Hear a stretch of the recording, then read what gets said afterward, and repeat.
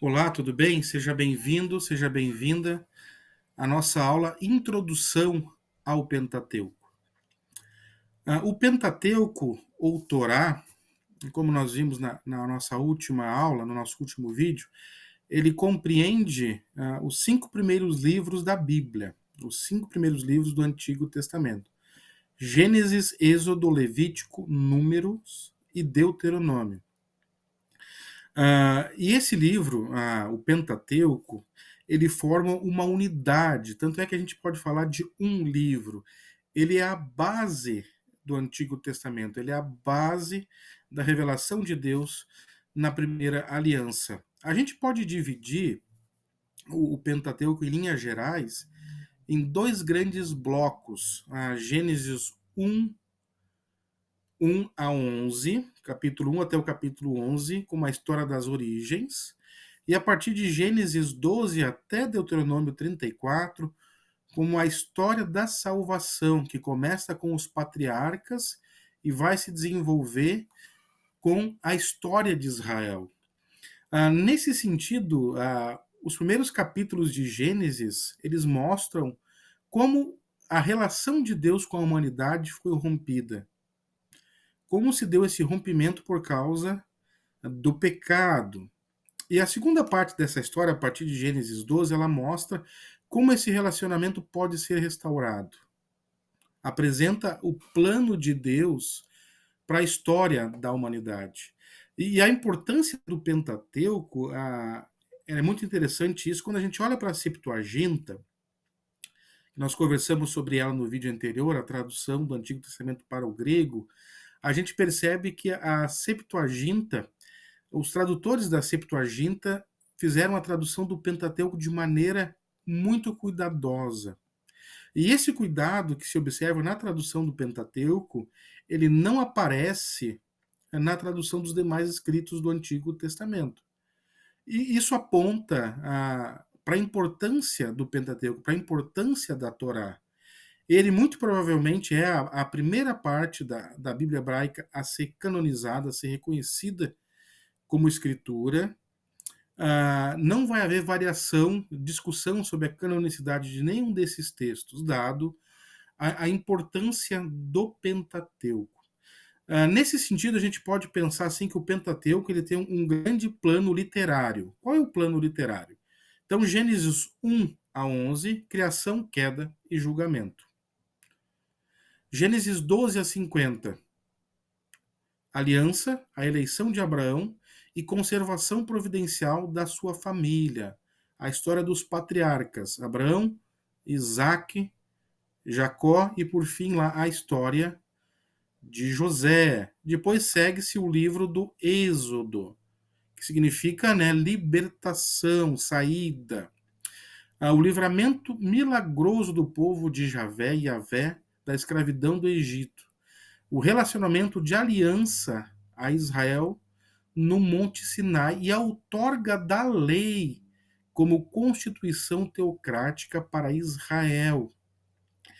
Aí vem a ideia da Torá como fundamento do Pentateuco. E o primeiro elemento central disso aparece aqui no Êxodo, no livro do Êxodo, a outorga da lei no Monte Sinai, através de Moisés. Segue-se o livro de Levítico, que é uma expansão da lei, com o propósito de enfatizar a santidade entre o povo de Javé, já que o próprio Deus estaria no meio do seu povo. Por fim, segue-se o livro de Números, que aponta para a provação e purificação do povo de Javé, durante a sua peregrinação no deserto do Sinai. E por último, o livro de Deuteronômio, que é a renovação da lei e a entrega da segunda lei. Por isso que Deuteronômio significa Deutero em grego 2 e nomos lei, a segunda lei, a entrega da lei novamente ao povo de Israel. Então, em linhas gerais, quando a gente olha para o Pentateuco, a gente tem esse plano literário. Gênesis 1 até o final do capítulo 11, criação, queda e julgamento, e a partir do capítulo 12 vem a história dos patriarcas, o surgimento do povo de Israel, a outorga da lei, até a peregrinação do povo de Israel na estepe de Moabe, antes na entrada lá na Terra da Promessa, que ocorre a partir do livro de Josué. Quando a gente olha para o Pentateuco, a maior parte do Pentateuco ela se dá através da prosa narrativa. E ela é uma prosa bastante simples, na verdade, direta. O texto é basicamente registrado na terceira pessoa. A história é basicamente registrada na terceira pessoa. E há bastante discurso direto aqui também. A gente pode ver isso, por exemplo, na intercessão de Abraão por Sodoma e Gomorra, o próprio discurso de Javé a Moisés em Êxodo 3, o próprio diálogo entre Faraó e Moisés em Êxodo 10:1 a 21 é um exemplo de discurso direto.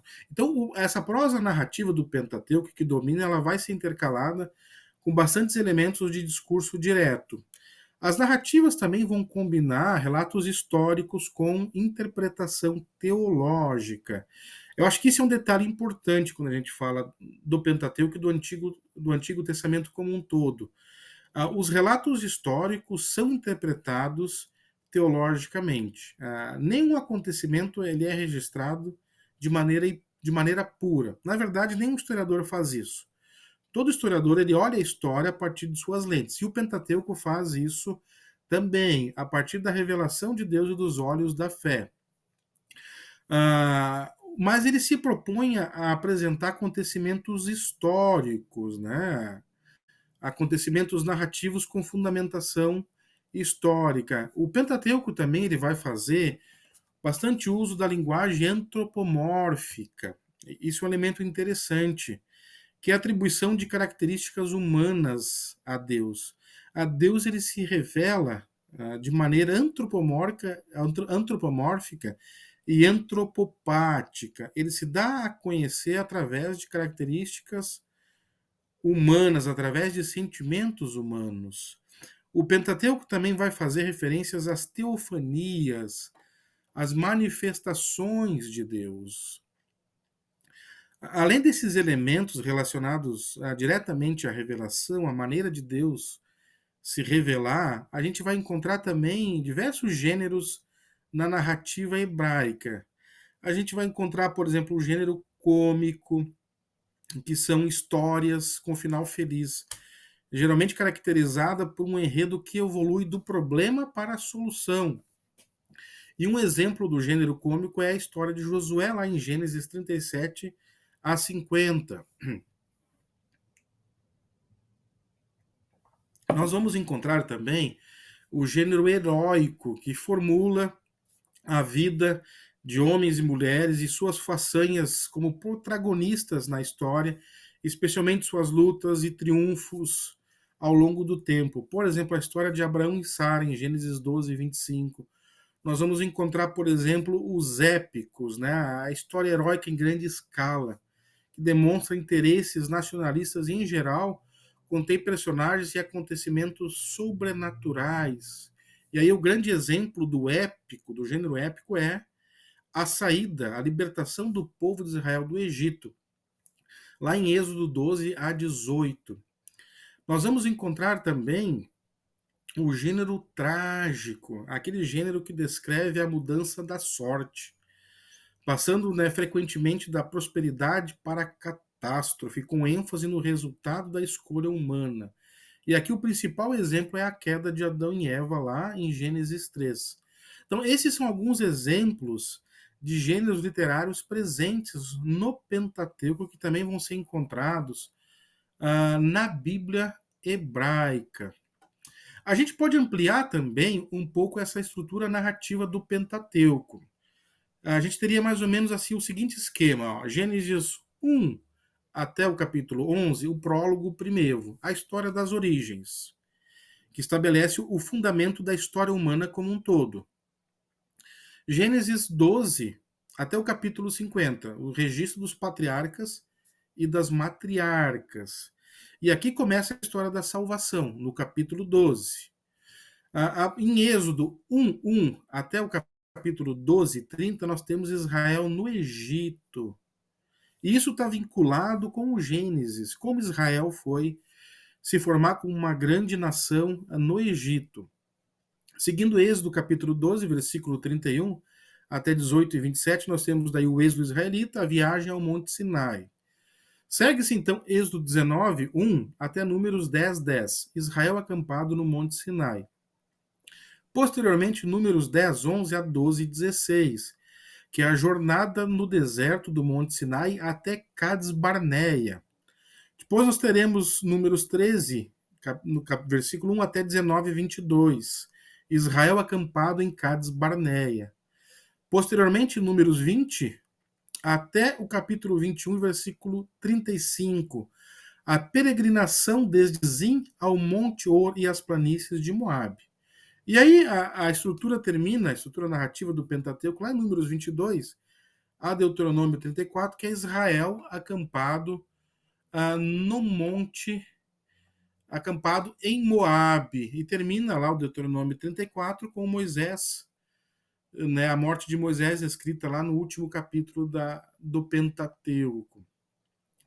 Nós vamos encontrar também no Pentateuco vários elementos poéticos, como orações, cânticos de louvor, hinos de vitórias, bênçãos a membros de famílias, profecias, promessas de aliança, cânticos de escárnios, são vários elementos. Mas o elemento central do Pentateuco que eu quero destacar nessa introdução, o primeiro é a promessa de Deus a Abraão, a aliança abraâmica.